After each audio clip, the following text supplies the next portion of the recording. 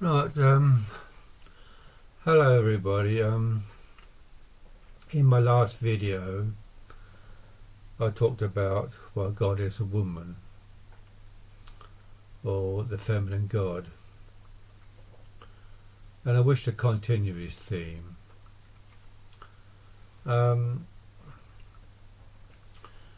The atheists, when they put forward the argument why there isn't a God, one of the arguments they put forward is that if there is a God, why is there suffering in the world? Because after all, I mean, in the New Testament, they put forward the idea of a loving Father God. So therefore, if God is an intelligent being that loves us all,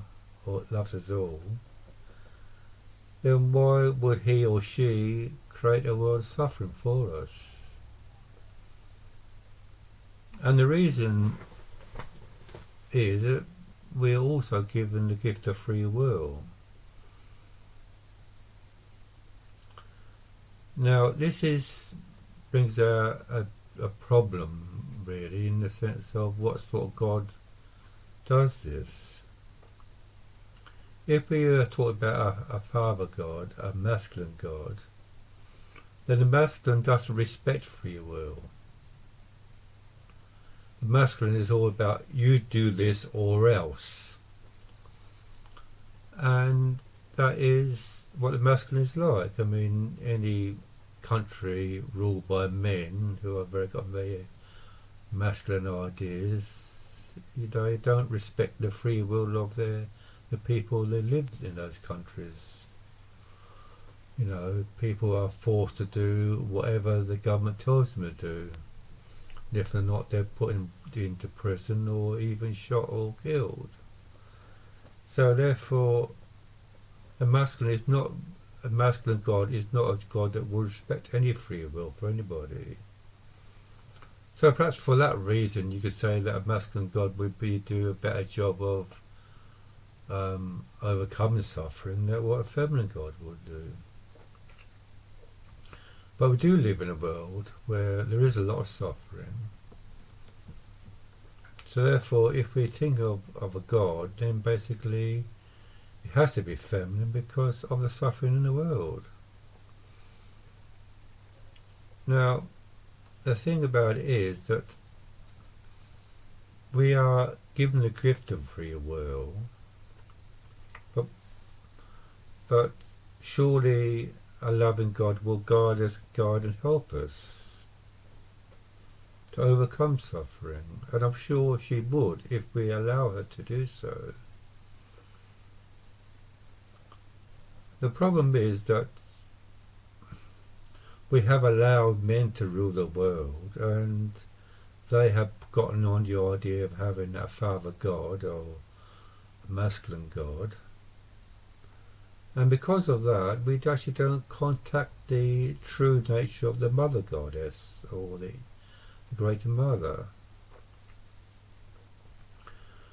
We are trying to contact God through the masculine image, and that is totally different to what the feminine and the real nature of God is. It's the feminine goddess.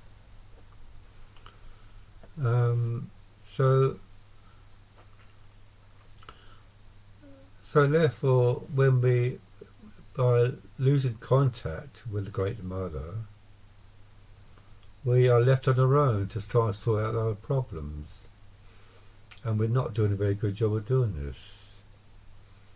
You know, the whole of the last 5,000 years of history or more is all about war and genocide and oppression and widespread suffering and poverty.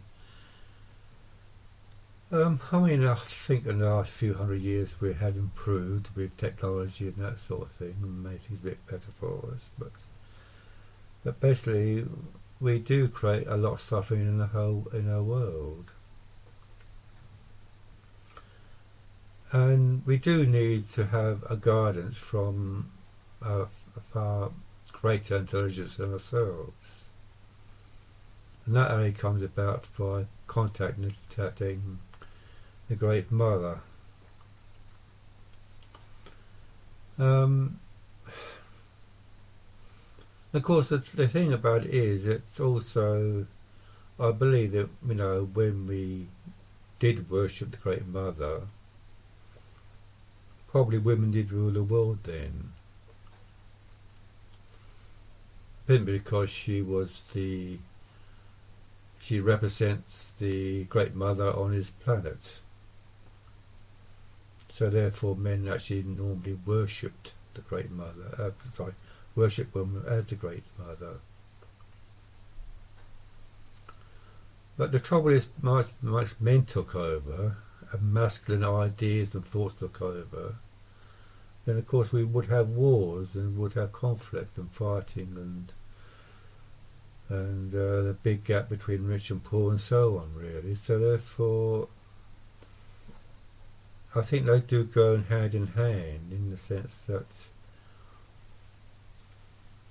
while we worship a male god, then it actually makes it far easier for men to rule the world and dominate the world. And while we worship the Great Mother and her wisdom and get in contact with the Great Mother once again, then it becomes easier for women to take over, and we have far, far, far more respect for women. It has been noted that by Freud, Sigmund Freud, that men have very much a Madonna whore complex. Men worship women as goddesses, or they treat them like sluts and whores. And there's no middle ground with that, basically. They sort of turn, well, I say there's no middle ground.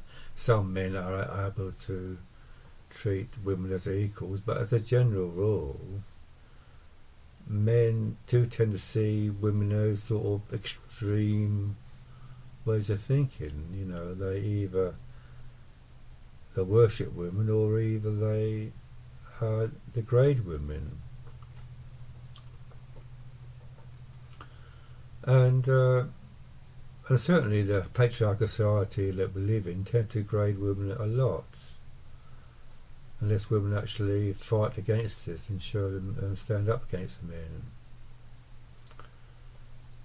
But I think that if we were to move further into a religion of the Great Mother, or a feminine god of some kind, a mother god of some kind, then basically we would have women take over, and men would then switch from treating women like degrading women to actually worshipping women. So it is another reason why we need to get back to the ancient religion of the Great Mother, if we want to overcome suffering, because then once we get into the understanding the wisdom of the Great Mother, we can then use our free will to create a better life for ourselves, for all of us. Because we don't, we are cut off from the Great Mother, and we're cut off from the wisdom of the Great Mother and the one mind, the one spirit. Our ways of trying to overcome problems in the world don't get us very far, because we don't really have the intelligence to work things out, really. We have to get in touch with the universal intelligence of the Great Mother, and then we can overcome a lot of our sufferings and problems, basically. So anyway, I'll finish up on that.